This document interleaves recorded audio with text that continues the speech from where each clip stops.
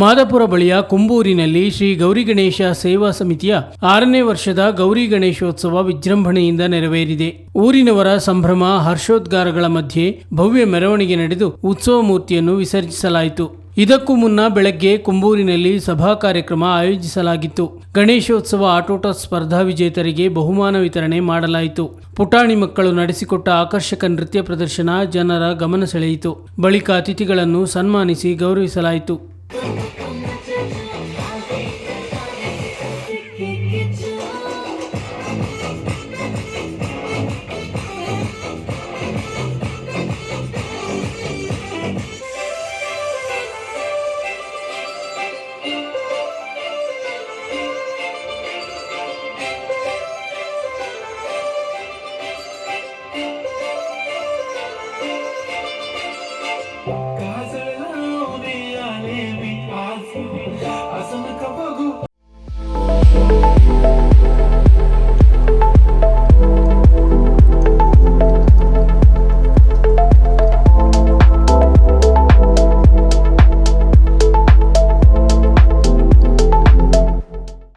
ಸಂಜೆ ಗೌರಿಗಣೇಶ ಉತ್ಸವ ಮೂರ್ತಿಯನ್ನು ಅಲಂಕೃತ ಭವ್ಯ ಮಂಟಪದಲ್ಲಿ ಕುಳ್ಳಿರಿಸಿ ಕುಂಬೂರು ಕುಂಬಾರಬಾಣೆ ಮೂಲಕ ಮೆರವಣಿಗೆ ಮಾಡಲಾಯಿತು.